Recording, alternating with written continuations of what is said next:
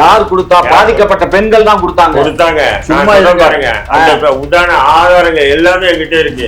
இருக்கும் ஆதாரத்தை நாக்க வலிங்க. எப்படி திரும்ப பொண்டாட்டிய தடாக் பண்ணாம எப்படி இவர் கல்யாணம் பண்ணாரு? அது நீங்க சொல்லக்கூடாது. என்ன சொல்லக்கூடாது, புடுங்க கூடாது. என்ன ஏன் நினைச்சிட்டு இருக்கீங்க? சும்மா இருங்க சார். பாருங்க, இது புகைப்படங்கள். இதெல்லாம் பாருங்க, கூடாது. பாருங்க பாருங்க, இதெல்லாம் பார்த்தா அந்த பொண்ணை இவர் தூக்கிட்டு வரல, அந்த பொண்ணு தான் இவரை தூக்கிட்டு வந்து. கேளுங்க ஏங்க, சும்மா என்ன கேளுங்க, அதெல்லாம் பல பண்ணலாம்.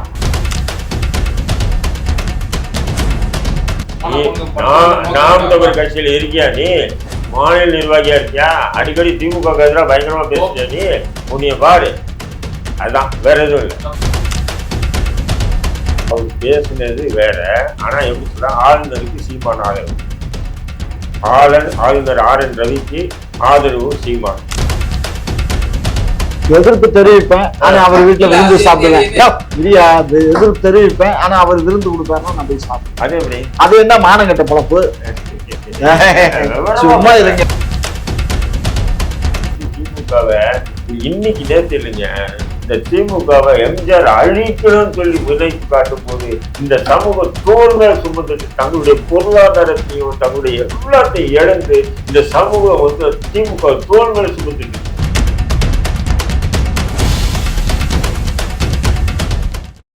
கூக்கு செய்திகள் நேயர்களுக்கு அன்பு வணக்கம். இன்றைய சிறப்பு விவாத நிகழ்ச்சியில நம்மோடு இணைந்திருக்கும் சிறப்பு விருந்தினர்கள் இந்திய தேசிய லீக் கட்சியினுடைய நிறுவன தலைவர் மரியாதைக்குரிய அப்துல் ரஹீம் அவர்களும், மேலும் திமுகவை சேர்ந்த டாக்டர் ஜி காமாட்சி நடை அவர்கள். இருவருக்கும் வணக்கம். வணக்கம். இப்ப யார் அந்த சாருங்கிற விவகாரம் எழுப்பியிருக்கக்கூடிய இந்த சூழ்நிலையில திராவிட இயக்க தமிழர் பேரவையின் தலைவர் சுபவீர பாண்டியன் அவர்கள் கூட பெரியாரை விமர்சித்த சீமானை கண்டித்து ஒரு இதெல்லாம் நடத்தினாரு, ஒரு மீட்டிங்லாம் நடத்தினாரு. அதுல யார் அந்த சாருன்னா நாம் தமிழர் கட்சியினர் தான். அந்த அன்னை கல்லூரி விவகாரத்துல நாம் தமிழர் கட்சியினர் பாலியல் சீண்டல்களில் ஈடுபட்டிருக்காங்க அப்படின்னு சொல்லி நாம் தமிழர் மீது ஒரு பாய்ச்சல் ஏற்படுத்தப்படுது, ஒரு குற்றச்சாட்டு வைக்கப்படுது. அதான் சொல்றேன், திமுக அரசாங்கம் ஒரு அயோக்கியத்தின் உச்சத்துல செயல்படும். ஏங்க, அயோக்கியத்தின் கம்ப்ளைண்ட் யாருங்க கொடுத்தா? கம்ப்ளைண்ட் யாரு கொடுத்தா? கும்பகோணத்துல நடந்த நிகழ்ச்சி, குமாரின் மேல கொடுத்த கம்ப்ளைண்ட் யார் கொடுத்தா? பாதிக்கப்பட்ட பெண்கள் தான் கொடுத்தாங்க. சும்மா பாருங்க, உண்டான ஆதாரங்கள் எல்லாமே என்கிட்ட இருக்கு. இருக்கும் ஆதாரத்தை நாக்க வலிங்க. ஆதாரத்தை சந்தர்ப்ப சூழ்நிலை தான் நமக்கு. ஆதாரத்தை காட்டல நீங்க என்ன பண்ணீங்கன்னு கேக்குறேன். என்ன ஆதாரம்? ஆதாரத்தை நான் காட்ட நீங்க என்ன? அது என்னைக்கு ஏங்க முன்னாடி சொல்லிருக்கலாம், பின்னாடி நடந்த நிகழ்ச்சியை பாருங்க, கேளுங்க. பாருங்க, அந்த அதாவது எப்படின்னு சொன்னா ஒரே ஒரு விஷயத்தை இதுல மென்ஷன் பண்ற பாருங்க. ஜியாவுதீன் என்பவர் அந்த கும்பகோணம் அன்னை கல்லூரியினுடைய அரபி பேராசிரியர் இருக்காரு. அவர் ஒரு நீண்ட காலமா இருக்காரு. இடைப்பட்ட காலத்துல அவரை எண்ணெயை கைது பண்ணி இஸ்பு தைரிய அமைப்பை சார்ந்தவர்னு சொல்லிட்டு அவரை கைது பண்ணி ஒரு 6 மாசம் ஜெயில இருந்துட்டு வெளியே வந்தா மறுபடியும் அந்த கல்லூரியில வேலை செய்யறாரு. அங்க அந்த சுற்றுவட்டார பகுதியில வந்து இளைஞருக்கு மத்தியில் நல்ல ஒரு பேர் அவருக்கு. யாருக்கு? ஜியாவுதீனுக்கு. அவருக்கு ஒரு மனைவி, குழந்தைகள்லாம் இருக்கு. இந்நிலையில அந்த கல்லூரியில படிச்சுட்டு இருந்த ஒரு மாணவிக்கு அவரு வந்து என்ன பண்ணுது, கட்டாயப்படுத்தி வந்து, அதாவது எப்படின்னு சொன்னா நான் அவங்களை விரும்புறேன் அப்படின்னு ரொம்ப தொல்லை பண்ணும்போது ஒரு குறிப்பிட்ட காலத்துக்கு அவர் என்ன பண்றாரு, சரின்னு எடுத்துட்டு அந்த பெண்ணை திருமணம் செய்து கொண்டார். அதுக்குண்டான ஆதாரங்களே இருக்கு. எப்படி திரும்ப பொண்டாட்டிய தடாக் பண்ணாம எப்படி இவர் கல்யாணம் பண்ணாரு? அதை நீங்க சொல்லக்கூடாது. என்ன சொல்லக்கூடாது, புடுங்க கூடாது. என்ன ஏன் நினைச்சிட்டு இருக்கீங்க? சும்மா இருங்க சார், நீங்க ரொம்ப ஓவரா போறீங்க. அதான் சொல்றேன், இன்னும் அந்த சட்டம் கொண்டு வரலைங்க. என்ன கொண்டு வரல? என்ன கொண்டு வரல? ஒரு பொண்டாட்டி இருக்க இன்னொரு பொண்டாட்டியை கட்டுறதுக்கு எந்த சட்டத்திலயும் இடம் இல்ல சார். நாங்க ஒண்ணு திருட்டுத்தனமா ஒண்ணு துணைவி, ஒண்ணு இணைவி, ஒண்ணு மனைவின்னு வச்சுட்டு வாழல.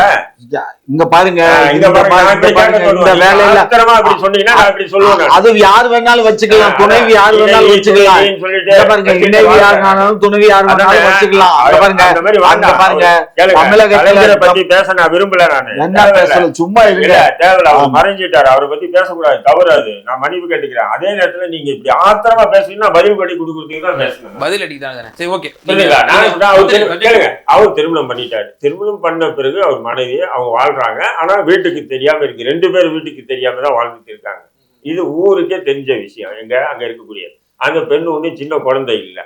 அது 21 வயசு ஆகுது. இவருக்கு ஒரு 38-40 வயசு கிட்ட இவருக்கும் ஆகுது. திருமணம் பண்ணிட்டாங்க இருக்காங்க. அதுக்கு உண்டான ஆதாரங்களை பாருங்க பாருங்க, இந்த புகைப்படங்கள் இருக்கிறேன், அதெல்லாம் பாருங்க, அது அச்சா கூடாது. பாருங்க பாருங்க, இதெல்லாம் பார்த்தா அந்த பொண்ணை இவர் தூக்கிட்டு வரல, அந்த பொண்ணு தான் இவரை தூக்கிட்டு வந்துருக்கு. இருக்கா இல்லைங்களா? இது நடுப்புற இந்த புகைப்படங்கள் எல்லாமே இருக்கு, உங்க எடுத்துக்கிட்ட புகைப்படங்கள் எல்லாமே. இதுக்கு நடுப்புற இன்னொன்னு என்னன்னு சொன்னா, அந்த பெண்ணு வந்து வீட்டுல அடைச்சி வச்சுட்டு இருக்கும்போது என்னை கொடுமைப்படுத்துறாங்க, உங்களுக்கு எதிராக வழக்கு கொடுக்க சொல்றாங்க, புகார் கொடுக்க சொல்றாங்க, எங்க அம்மாவுக்கு வந்து இது போலீஸ்ல நல்ல ஒரு செல்வாக்கு இருக்கு, அதை பயன்படுத்தி ஏதாவது பண்ண சொல்றாங்க, உங்களை ஒரு கால் முடிச்சிடுவாங்க, கொண்டுடுவாங்க அப்படின்னு சொல்லி அந்த பெண்ணு திருட்டுத்தனமா வெளியே வந்து பேசின ஆடியோ கேளுங்க. ஏங்க சும்மா என்ன கேளுங்க, அதெல்லாம் பல பண்ணலாம். சரி, இது சும்மா இருங்க, ஜோடனை பண்றதுக்கு அளவு இல்ல. ஜோடனை அப்புறம் என்ன இது ஜோடினையா? சரி, இது எப்படியே இருக்கட்டும். ஒரு விஷயம், இது எப்படியே இருக்கு. இப்ப அந்த பொண்ணு அவர் திருமணம் பண்ணிட்டாரு, அவரை போய் நீங்க என்ன பண்றீங்க, கல்லூரியில வந்து பாலியல் சீண்டல் பண்ணாரு, போக்சோல போடுறீங்க. சரி, அதை கூட விட்டுருங்க. அவர் இப்போ கல்யாணம் பண்ணிட்டாருல, அண்ணன் சொன்ன மாதிரி 2வது ஏன் பண்ண அப்படின்றதுக்காக சில போலீஸ்காரங்க இப்படி வழக்கு போட்டு அவரை அசிங்கப்படுத்துறாங்க வைங்க. எந்த மண்ணாங்கட்டிக்கு உமாயினை சேர்க்கணும், மற்றும் அவருடைய சகோதரர்கள் 4 பேரை சேர்த்து ஒட்டுமொத்தமா அந்த கல்லூரிக்கு எதிராக புகார் கொடுக்க வைக்கிறது யாரு? கேளுங்க. நான் இவர் தவறு செஞ்சாருங்க, என்னுடைய பார்வையில தவறு இல்லாது, திருமணம் பண்ணிக்கிட்டாரு, அண்ணனுடைய பார்வையில தவறு தான், சரி இருந்துட்டு போட்டோம். என்னன்னா இவரை இந்த கைது பண்ணதே திமுக அரசு காவல்துறை எதுக்குன்னு சொன்னீங்கன்னா, இதுல உமாயினையும் கொண்டு வரணும், உமாயின் கூட இருக்கக்கூடிய அவருடைய சகோதரையும் கொண்டு வரணும். கொண்டு வந்து கும்பகோணம் தஞ்சாவூர் சைடுல மிக ஃபேமஸான கல்லூரி அது, அந்த கல்லூரி இழுத்து மூடணும். அந்த இடத்த நம்ம திமுக அமைச்சர்கள், அங்க இருக்கக்கூடிய திமுக முக்கிய புள்ளிகளுடைய திட்டத்தின் எதிரொலிதான் இப்படி ஒரு குற்றச்சாட்டு நான் அடிச்சு சொல்றேங்க. நான் அதாவது குமாயினும் அவருடைய பிரதர்ஸ் மொத்தம் 5 பேர் இந்த இதுல இன்வால்வ்டு.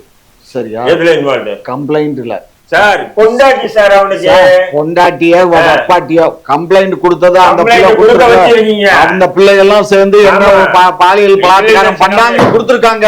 பாலியல் பலாத்காரம் 5 பேர் பண்ணதுனாலதான் இந்த கம்ப்ளைண்ட் வந்திருக்கு. அந்த பிள்ளை ஏங்க நீதிமன்றத்துல போய் என்ன கட்டாயப்படுத்தி வாங்கினாங்கன்னு சொன்னார்னா செல்லுமாப்ப? அப்ப இந்த வாக்குமூலம் இந்த வாக்குமூலம் 1000 இது மாதிரி வாக்குமூலம் கொடுக்கலாம். சும்மா இருங்க. அந்த பிள்ளை வந்து இங்க பாருங்க, கல்யாணம் பண்ணதுக்கு எல்லாமே இருக்கு, அவருடைய மனைவி அவரு, அந்த பெண்ணை வந்து அந்த 4 பேர் சேர்ந்து கேட்டாங்களா? ஏங்க அந்த பெண்ணே அவங்க 4 பேர் கெடுத்தாங்கன்னு சொல்லல, ஆனா அண்ணன் சொல்றாரு பாருங்க, அதான் இல்ல.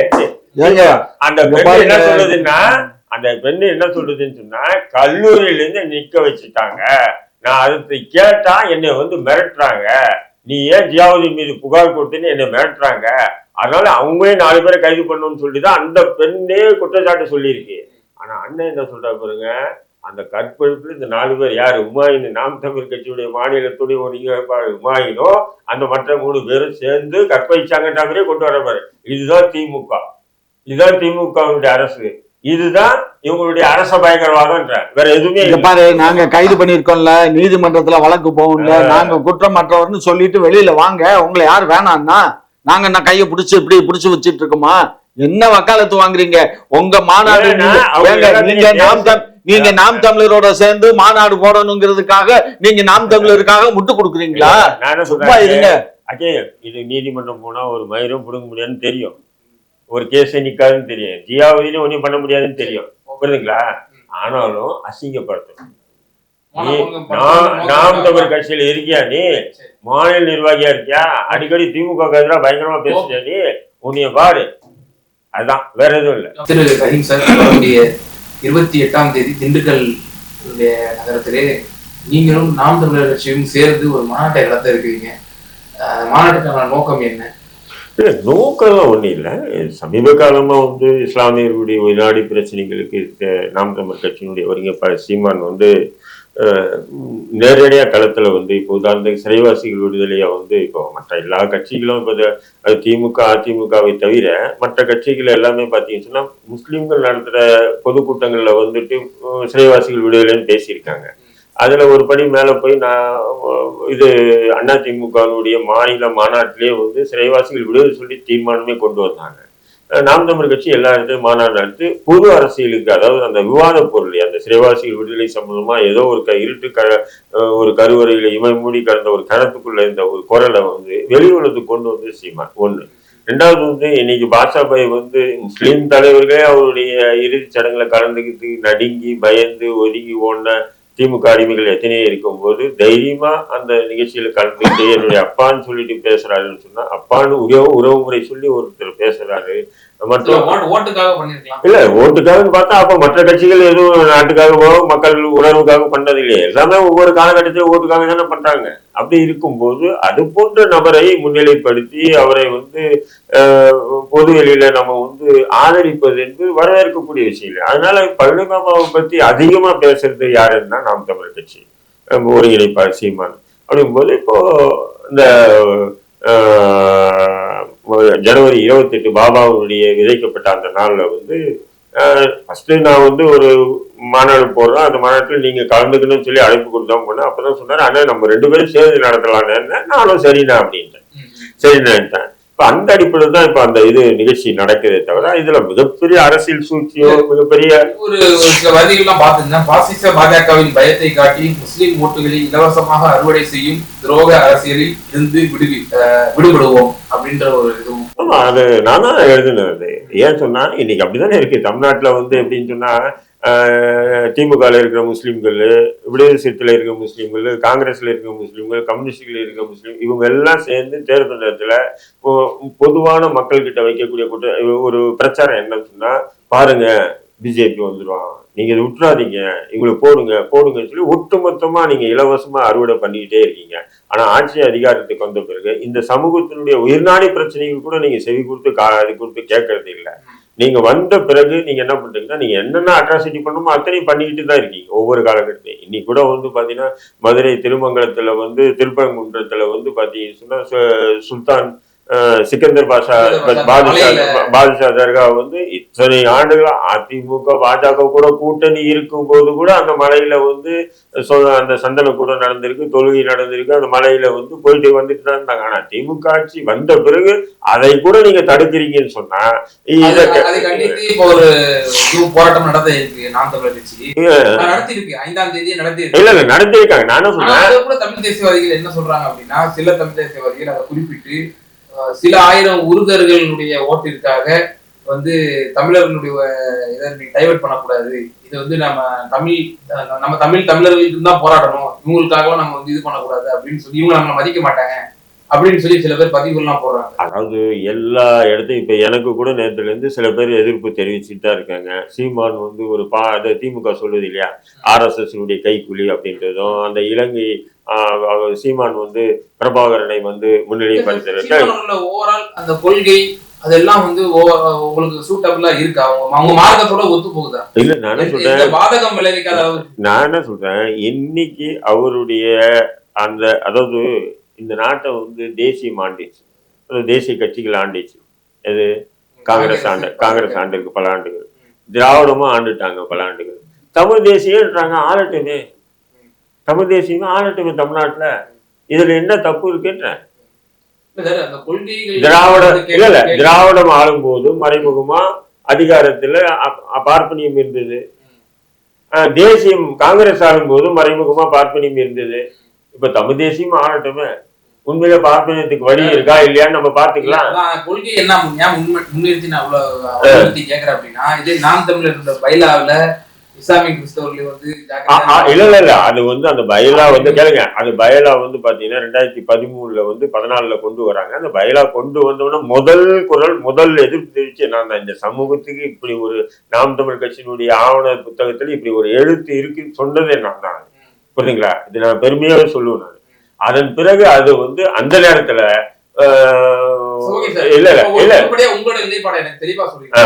ஒரு கட்சி, ஒரு அரசியல் கட்சி, மக்களுக்காக ஒரு பொருள் புரியக்கூடிய கட்சி மதத்தை தங்களுடைய அரசியலிலே இன்வால்வ் செய்தார் என்றார், அது அவர்களுக்கு உங்களுடைய ஆதரவு இருக்குமா? இல்ல மதத்துல இங்க இப்ப மொழியில அந்த கேள்விதான் இன்னும் அழுத்த திருத்தம் வைக்கிறேன் அப்படின்னா, சீமான் அவர்கள் ஓப்பனா ஒரு ஸ்டேட்மெண்ட் விடுறாரு. இயேசுநாதர் கிறிஸ்தவத்தை தோற்றுவித்தார், முகமது நபி அவர்கள் இஸ்லாத்தை தோற்றுவித்தார், அது போல தமிழம்ங்கிற மதத்தை நான் வந்து உண்டாக்கியிருக்கேன், இது வானத்தமிழர்கள் எல்லாரும் வந்து இதுல இருக்கணும், முருகனை வந்து முப்பாட்டனா வழிபடணும், சிவனை வந்து நம்ம இது மாதிரி வழிபடணும் அப்படின்னு சொல்லி நான் ஒரு மதத்தை உண்டாக்கியிருக்கேன்னு சொல்லி திரு சீமான் அவர்கள் பேசுறதையும் பாக்குறோம். மேலும் இந்துக்களே நீங்கள் வந்து தாய் மதம் திரும்புங்கன்னு சொல்லி அப்படி அவர் முதல்ல இஸ்லாமிய கிறிஸ்தவர்கள் சொல்லி இந்த குற்றச்சாட்டு வைக்கப்பட்டது. பிறகு நான் இந்துக்களை சொன்னேன் அப்படின்ற ஒரு விஷயத்த அவர் சொல்றதையும் நான் பார்க்கிறோம். அப்போ இந்த கேள்வி வைக்கப்படுது இல்லையா, நீங்க வந்து ஏன் மதத்தை வந்து நீங்க இதுல இன்வால்வ் பண்றீங்க, மக்களுக்கான பிரச்சனைகளை வந்து நீங்க பேசுங்க, மக்களை நீங்க நெறிப்படுத்துங்க, அது ஒரு பக்கம். நீங்க ஒரு மதத்தை உண்டாக்குறேன்னு சொல்றீங்க, அதுல தாய் மதம் திரும்பணும்னு நீங்க ஒரு சமூகத்தை வந்து நீங்க வலுக்கட்டாயப்படுத்துறீங்க. ஏன் அவர்கள் அப்படி ஒரு கேள்வி எழுப்பப்படும் இல்லையா, ஏன் அவர்கள் தாய் மதம் தான் திரும்ப வேண்டுமா, நிர்பந்தமா அவர்கள் விரும்பிய மதமா இருக்கக்கூடிய கிறிஸ்தவத்துக்கோ இஸ்லாத்திற்கோ பௌத்தத்திற்கோ யூத மதத்திற்கோ எந்த மதத்துக்கும் அவங்க போகட்டும், அப்போ ஒரு மதத்தை வந்து இன்வால்வ் பண்றாரு அப்படின்னா இது உங்களுடைய அரசியலுக்கு உகந்ததா அப்படிங்கிற கேள்வி தான் நம்ம இல்ல நீங்க கேள்வி வச்சிருக்கீங்கன்னா அதுக்கு பதில் சொல்ல பாருங்க. எப்பவுமே வந்து அவர் சீமானுக்கு நல்லா தெரியும், கழுத்தே அறுத்து போட்டாலும் இஸ்லாமியர்களோ கிறிஸ்துவர்களோ மதம் மாறி வர மாட்டாங்கன்றது தெரியும், புரியுதுங்களா? அவர் சொன்னதே முழுக்க முழுக்க இந்துக்களுன்னு உங்களை சொல்லிக்காதீங்க, உங்களுடைய மதம் வந்து தமிழ் அப்படின்றது தான் அவருடைய கான்செப்ட். ஆனா அதுல ஊடகங்கள் எப்படின்னு சொன்னா, இன்னைக்கு கூட ஒரு இன்டர்வியூ கொடுக்குறாரு. இன்டர்வியூ கொடுக்கும்போது என்ன சொல்றாருன்னா, ஒரு அதாவது ஆளுநர் வெளிநடப்பு செஞ்சாரு, இதை பத்தி என்ன நேத்தே சொல்லிட்டாரு, ஆளுநர் வெளிநடப்பு செஞ்சு தவறு அப்படின்னு நேற்று சொல்றாரு. இன்னைக்கு மறுபடியும் ஒரு நெறியாளர் அப்படி கேட்கும்போது ஆளுநர் உரை படைக்காம போனது எப்படின்னு சொல்லி மாற்றி பேசுறாங்க. பேசும்போது அவர் என்ன சொல்றாரு, கரெக்டு தான், அவர் போனது சரிதான். ஏன்னு சொன்னா இப்போ அதுல வந்து அந்த உரையில வந்து தமிழ்நாட்டுல சட்டம் ஒழுங்கு சிறப்பா இருக்கு அப்படின்னு எழுதியிருக்கோம். அது ஆளுநர் படிச்சுன்னா இப்ப என்ன பெரிய ஆளுநர், என்னடா இவ்வளவு பெரிய முட்டா பையனா இருக்கான், சட்டம் ஒழுங்கு நாரி கிடக்குது. அவர்களே ஒரு முதலமைச்சர் ஆயிட்டார் அப்படின்னா இப்படி ஒரு ஆளுநர் வந்து அந்த அவருடைய குறிப்பை வந்து வாசிக்காம போனார் அப்படின்னா இந்த மாதிரியான விமர்சனங்கள் அவர் மீது வைக்கப்படாதா? இல்ல வைக்கும், அது அப்புறம் பாத்துக்கலாம். ஆனா இப்போ அவர் சொல்றது, ஆனா அதுக்கு எப்படி தலைப்பு போடுறாங்க எல்லா ஊடகத்திலும் இன்னைக்கு பாத்தீங்கன்னு சொன்னா, நான் அதாங்க அவர் பேசுனது வேற. ஆனா எப்படி சொல்ற, ஆளுநருக்கு சீமான் ஆதரவு, ஆளுநர் RN ரவிக்கு ஆதரவு சீமான் அப்படின்னு போடுறாங்க. ஆனா சொன்ன கருத்து அது பல விஷயம் பேசுறாரு, அது மட்டும் பேசல, பல விஷயம் பேசுறாரு. என்ன அப்படி பேசிட்டு இருக்கும்போது தலைப்பு இப்படி மாத்துறாங்க. அதே மாதிரிதான் அவரு தாய் மதம் திருமணன்ற விஷயத்துக்கு அப்படி மாட்டி இருக்காங்களே தவிர மற்றபடி ஒண்ணுமே இல்லை. நான் சொல்றேன், இஸ்லாமியர்கள் எக்காலத்திலும் மாற மாட்டாங்க, இது உலகத்துக்கே தெரியும். எத்தனையோ பேர் நம்ம பார்த்திருக்கோம். நாம் தமிழர் கட்சியில திருமணம் செய்யக்கூடிய பிரபாகரன் ஆணையிட்டு, முருகன் முப்பாட்டனுடைய முருகனை ஆணையிட்டு, சிவனை ஆணையிட்டு நான் வந்து மனம் முடிக்கிறேன் சொல்றேன். வீர தமிழர் முன்னணின்னு வச்சிருக்காங்க, அதுல இஸ்லாமியர்கள் உறுப்பினர் என்ன வெளிப்படையா சொல்றாரு திரு ஸ்ரீதர் அவர்கள். நான் கேட்கும் போது அதுல நான் வந்து ஆமா இஸ்லாமியர்களை வச்சிருக்கோம் அப்படின்றாரு, ஆமா அவங்க காவடி தூக்கதான் செய்யறாங்க அப்படின்றாரு. இதெல்லாம் உகந்ததா? கரெக்ட்மா, அதெல்லாம் இல்ல இல்ல பிஜேபி நல்ல அங்க அக்ரஹாரம் செய்யறாங்க, இங்க தமிழம்ங்கிற பேர்ல இந்த ஒரு எந்த முட்டும் இல்லம்மா. நான் சொல்றேன், ஆனானப்பட்ட RSS கர்வாபிசி கொண்டு வந்து வட இந்தியாவிலே ஃபெயிலியர் ஆகி போனோம். அங்க வறுமை கோட்டுக்கு கீழே உள்ள மக்கள் அது இல்லாம அடக்குமுறையின் உச்சத்துல இருக்காங்க. பாஜக ஆண்டுகிட்டு அடக்குமுறையின் உச்சத்துல இருக்காங்க. அங்க கூட ஒரு 10 பேரை 100 பேரை இவங்க கர்வாபிசி பண்ண முடியல. அப்படிங்கும் போது சீமான் வந்து தாய் மதம் திரும்பணும்னு யாரும் திரும்பிட்டு போறது இல்லை. அது ஒரு இன்னைக்கு ஒரு பேசு பொருள், அவ்வளவுதான். அவர் சொன்னது வந்து நான் வந்து இந்துக்களை தான் சொல்றேன். எல்லா கட்சியிலையும் சிறுபான்மை பிரிவு இருக்கும். அந்த சிறுபான்மை பிரிவு என்பது அந்த சமூகத்திற்கான ஒரு வளர்ச்சி, கல்வி. இப்ப திமுகலையும் இருக்கும், அதிமுகலையும், காங்கிரஸ்லயும் இருக்கும், எல்லாத்துலயும் இருக்கும். எந்த கட்சியிலாவது இந்த மாதிரி ஒரு வீரத்தமிழர் முன்னணிங்கிற மாதிரியோ, இப்ப பிஜேபியில RSS இருக்கும், அது மாதிரி இப்ப நாம் தமிழர் வச்சு வீரத்தமிழர் முன்னணின்னு சொல்லி அங்க கிறிஸ்தவ இஸ்லாமியர்களையும் சேர்த்து முருகனுக்கு காவடி தூக்க வைக்கிறது. அதெல்லாம் இல்லம்மா, நீங்க ஒரு ஆளை காமிங்க. எனக்கு தெரிஞ்சு எனக்கு தெரிஞ்சு ஒரு 2 பேர் இருக்காங்க. அது நெல்லையில ஒரு பையன் இருக்கான், இன்னொரு பையன் இருக்கான், அவ்வளவுதான். அவங்கதான் அந்த திருமணத்தை கூட வந்து அந்த பிரபாகரன் அடிப்படையில. குமாயன் யாரு? குமாயன் அப்படி சொல்லி நான் காவடி தூக்கிட்டு போவேன். சரி, அப்ப ஒரு விஷயம், அதே ஒரு கோவில்ல இருந்து தலப்பாக எல்லாம் கட்டி நல்ல வழிபட்டு அதே சீமானோட ஒரு வழிபட்டு ஆனானப்பட்ட அப்துல் சமதே வந்து தவீது பேசிட்டு எலெக்ஷன் நேரத்துல போட்டு வச்சுட்டு சுத்தலையா? பேசுறேன் நானு, பேசலையா? ஜவஹர்லா வந்து தொப்பி கட்டி வச்சுட்டு பிரச்சாரத்துக்கு போலையா? அவர்கள் எல்லாம் வந்து எந்த இஸ்லாமிய இயக்கங்களோ தங்களுடைய தலைவர்களாக ஏற்றுக்கொள்ளவில்லை. தனியா நின்றாலே ஜெயிச்சிருக்கணும். திமுக தயவு இல்லாம ஜெயிச்சிருக்கணும். ஒருபோதும் ஏற்றுக்கொள்ளவில்லை. உலமா சபை கூட்டத்திலும் சரி, அனைத்து சமூக கூட்டமைப்பிலும் சரி, அவனுக்குதானே முதல்ல கூட்டு வச்சு உட்கார வச்சு பேசுறாங்க. இங்க இரியா, இவர் இவ்வளவு நேரம் பேசிட்டாரு. என்ன அதை இண்டிவிஜுவலா நீ எடுத்துக்கோ. நான் என்ன கேக்குறேன், இவர் சீமானோட கூட்டணி வைக்கட்டும், அது அரசியல், அதை பத்தி நான் கவலையிடல. ஆனால் அவர் என்ன சொன்னாரு, முஸ்லிம்களையும் கிறிஸ்தவர்களையும் சிறுபான்மையினர் சொன்னா நான் செருப்பால் அடிப்பேன் சொன்னார்ல. அந்த கேள்வி கேட்க உனக்கு எங்க துப்பு போச்சு? அதுக்கு அவர்கிட்ட கேள்வியா, அவர் தானே பதில் சொல்லணும். ஆமா, அவங்க பெரும்பான்மையினர் என்றார் அவங்களுடைய பாஷை. அவர் என்ன சொல்றாரு, நீங்க எப்படி சொல்றீங்க சொல்லுங்க. ஒருவர் வந்து அதாவது நீங்க சிறுபான்மையை சொல்லி கொச்சைப்படுத்துறீங்க மக்களை, அதாவது குறைஞ்ச. ஆனா நீங்க பெரும்பான்மை. இதே வார்த்தையை நம்ம என்னுடைய அரசியல் ஆசன் பழனி பாபா பல இடத்துல பேசியிருக்காரு. யாரடா சிறுபான்மை என்ற கணக்கு போடு, புள்ளி வார்த்தை வெளியிடு, நாங்க தான்டா பெரும்பான்மையினர் பல மேடைகள்ல பேசியிருக்காரு. அவர் பேசினாக்கா அப்ப முஸ்லிம்ஸ் வந்து சிறுபான்மை இல்லையா? தலித்தா இருக்கக்கூடாதா? ஒரு இந்துவா இருந்துட்டு பட்டியல இருக்கக்கூடாதா? ஒரு இந்துவா இருந்துட்டு பிசியா இருக்கக்கூடாதா? ஒரு இந்துவா இருந்துட்டு கேளுங்க, நான் என்ன சொல்றேன், அவருடைய சித்தாந்தம், தமிழ் தேசிய சித்தாந்தத்தின் அடிப்படையில் சொல்லக்கூடிய சொற்றொடர்கள் தான் அது. அதுக்காக செருப்பால் சொல்லியிருக்காரு, பாபாவே சொல்லியிருக்காருன்ற நான் சொல்ல இல்ல. அதுதான் என்னை பொறுத்தவரை நான் சிறுபான்மையா ஃபீல் பண்ணவே இல்லை, இந்த வரையும் ஃபீல் பண்ணதே இல்லை. அதாவது நீங்க சொல்லிக்கிறீங்க, நான் அப்படி ஃபீல் பண்றேன். நான் பாபா என்ன சொன்னாரோ அந்த அடிப்படையில் நான் செயல்படுறேன். எந்த ஒரு விவாத நிகழ்ச்சியிலும் என்னை நான் வந்து தாழ்த்திக்க விரும்பல. நான் ஒரு சிறுபான்மையை நான் பாக்குறதே இல்லை. நான் ஒரு பெரும்பான்மை சமூகமா, ஆண்ட சமூகமா தான் நான் பார்த்துட்டு இருக்கேன். நான் ஒரு நாள் 2 நாள் இல்லை, 700-800 ஆண்டுகள் நம்மளுடைய முன்னோர்கள் வாழ்ந்த ஒரு சமூகமா தான் நான் நினைச்சிட்டு வாழ்ந்துட்டு இருக்கேன். அண்ணன் ஆச்சே நினைச்சிட்டு போட்டோம். வந்து இலவசமா அறுவடை செஞ்சுக்கிறீங்க இஸ்லாமிய வாக்குல, சிறுபான்மை வாக்குல இலவசமா செஞ்சு அவங்களுக்காக எந்த ஒரு உரிமையும் நீங்க செய்யல அப்படின்றதுதான் அந்த போராட்டத்துக்கான நோக்கம். அதான் சொல்ல வரேன் கண்ணு. இவர் பேசுறது எல்லாமே வாய் புளிச்சதோ மாங்காய் புளிச்சதோன்னு பேசுறாரு. அவர் கூட கூட்டணியில இருக்கோங்கிறதுக்காக அவரை வந்து வானலாவிய புகழ்ந்து தோழமை ஒரு மாநாட்டுக்கு அழைத்து பேச சொல்லுவதுங்கிறது வேறு. இருவரும் சேர்ந்து மாநாடை நடத்துவோம் என்று வருகிறது செய்தி. அவ்வாறு வருகின்ற செய்திக்கு அப்ப 2 ஒன்று சேர்ந்து தானே அங்க கூட்டம் நடக்குது. அது நான் பாராட்டுறேன். நான் என்ன சொல்றேன், திரு சீமான் அவர்கள் கூட்டணி இருந்து ஆட்சிக்கு வரட்டும் அல்லது எதிர்கட்சியா வரட்டும். மாப்பிள்ளை சாரும் கூட திண்டுக்கல் இப்ப இவ்வளவு தூரம் போடுறது, திண்டுக்கல்ல மாநாடு போறது காரணம் என்னன்னா, அங்க பேகம்பூர் அந்த ஏரியா ஃபுல்லாவே எனக்கு சொந்த ஊர் தானே. அங்க திண்டுக்கல்ல அதிகமான முஸ்லிம்ஸ் இருக்காங்க. திண்டுக்கல், மதுரை, தேனி, சின்னமனூர், பெரியகுளம், வடுகப்பட்டி அந்த ஏரியா ஃபுல்லா பழைய மதுரை மாவட்டம்னு வச்சுக்கோங்க. பழைய மதுரை மாவட்டத்துல அதிகமான முஸ்லிம்ஸ் இருக்காங்க. ஸோ அதனால அவர் அங்க மாநாடு போடுறாரு. இவருக்கு ஏறக்குறைய நல்ல ஒரு கூட்டம் கிடைக்கும்.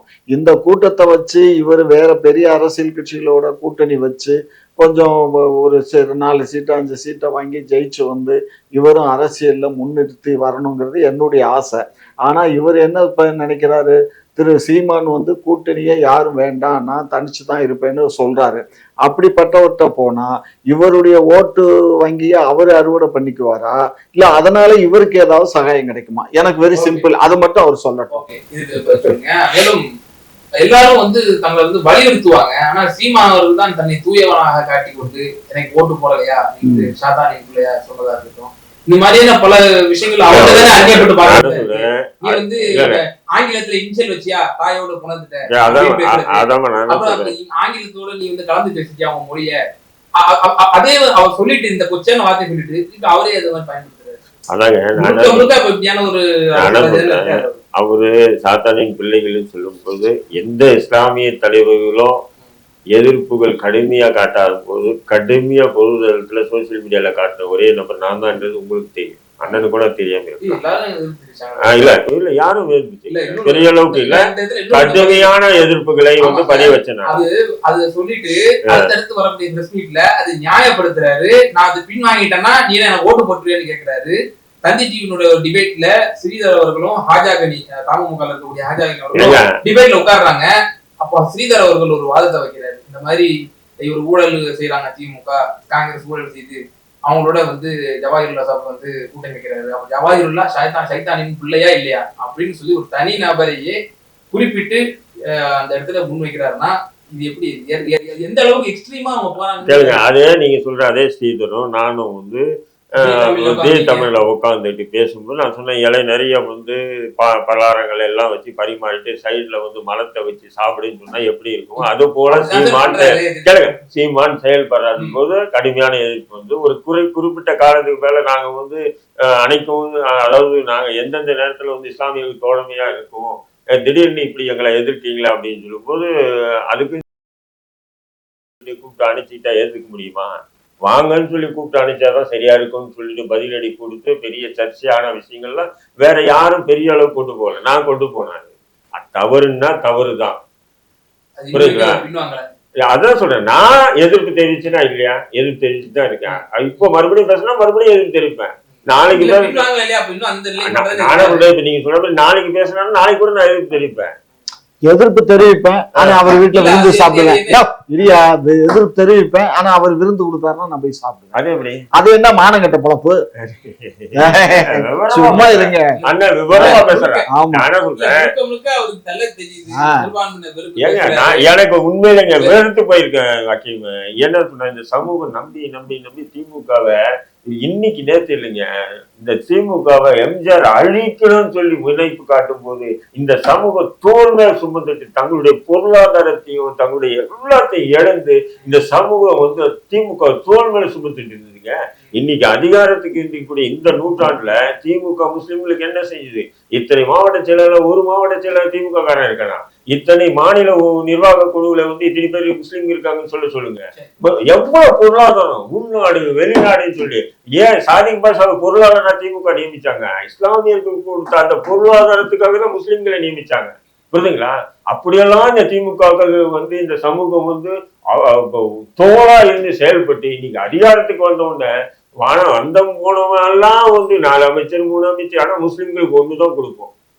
அதுவும் 6 மாசம் நல்ல இது மண்வெளி பாம்பு மாதிரி 6 மாசம் இந்த பக்கம் தலை, அந்த 6 மாசம் இந்த பக்கம் தலை மாதிரி 2 வருஷம் அவருக்கு 2 வருஷம் இவருக்கு. என்னங்க விளையாட்டு இது?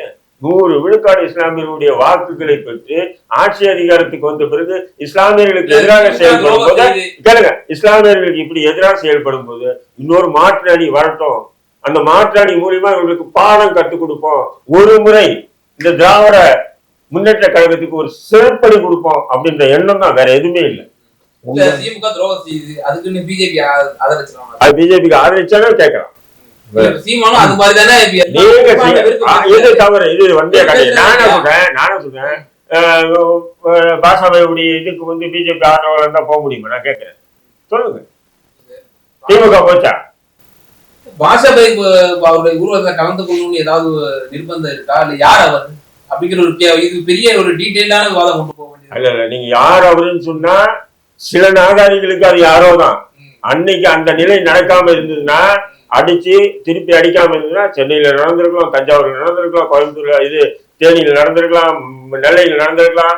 யாருடைய, ஏன்னா அது அந்த வலி அந்த வேதனை இருக்கு பார்த்தீங்களா? யார் வீட்டுல தம்பி செத்து இருப்பான், யார் வீட்டுல தான் அண்ணன் செத்தான், யார் வீட்டுல தன்னுடைய சகோதரி கற்பழிக்கப்பட்டா, அந்த நபர்களுக்கு தெரியாது என்னுடைய வலி. மற்றவங்களுக்கு வெளியில இருந்து வேடிக்கை பார்க்க விளைவாகத்தான் மக்களுக்கு ஒரு அவப்பேரு உண்டாச்சு. அதே சமயம் இல்லன்னு சொன்னா இஸ்லாமியர்களை உச்சத்துல வச்சு பார்ப்பாங்களா? நான் கேக்குறேன். ஒரு கரைப்படுத்தி சார் என்ன? தீவிரவாதின்ற ஒரு அதான் சார் இல்லைன்னா உச்சத்தை வலு சேர்க்கிறதமா அதான் சார் அதான் சார் அது இல்லைன்னா உச்சத்துல வச்சு பார்த்தாங்களா? பாபர் மசூதி இடிப்பு எப்ப நடந்தது? 92 நடந்துச்சு இல்லையா? இதெல்லாம் நடந்த பிறகுதான் பாபர் மசூதி இடிப்பு நடந்ததுன்னா நீங்க சொல்றது கரெக்டானு நினைக்கலாம். பாபர் மசூதி இடிப்பு நடந்தது, மீரட் கலவரத்தை எடுத்தீங்க, பாகல்பூர் கலவரத்தை எடுத்தீங்க. எனக்கு என்ன கேள்வி இருக்குன்னா, பாஷா பாயை இப்ப நீங்க வந்து தியாகியா நீங்க சொல்றீங்க, சொல்றீங்க.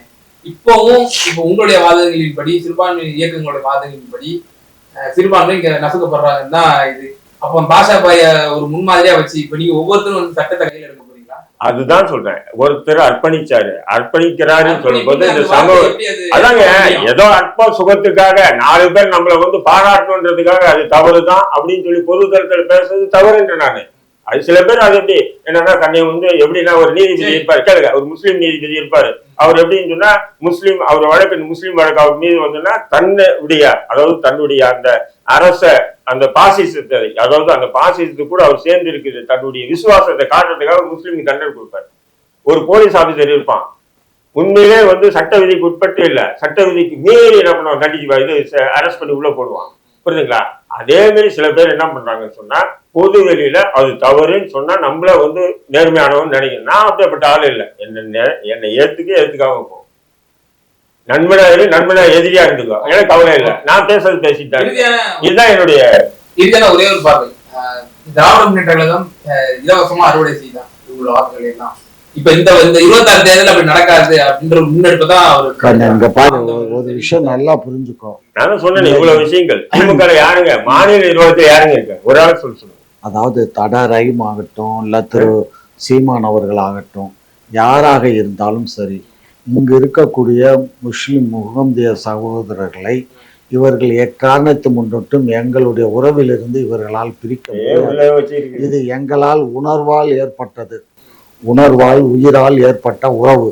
இந்த உறவை பிரிப்பதற்கு இவர்களால் இயலாது. ஏனென்றால் நாங்கள் நீண்ட காலமாக 1967 முதல் கொண்டு இன்று வரை நாங்கள் அவர்கள் எங்களோடும் நாங்கள் அவர்களோடும் இருக்கோம்.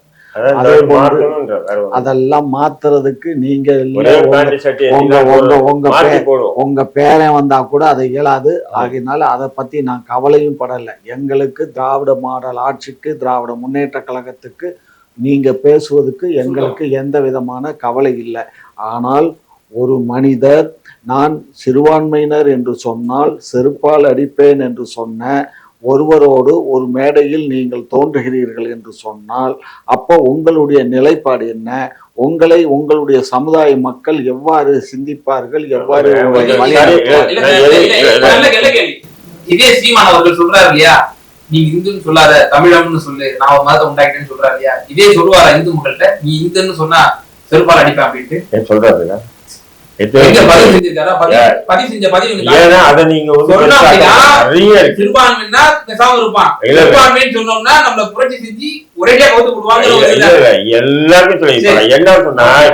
வீட்டுல இருக்கோம், சின்ன பையன் ஒதுங்கடா அப்படின்றதோட அவனை போய் சின்ன பையன் தான் அவன் நமக்கு சரி சமமானவன் சொல்றது, சின்ன பையன் சொல்றது சரியா இல்ல நமக்கு சமமானவன் சொல்லி தோல்ல போறது சரியா அப்படின்றதுதான் நீங்க இந்த அண்ணன் சொன்ன கேள்வியிலிருந்து பதில்.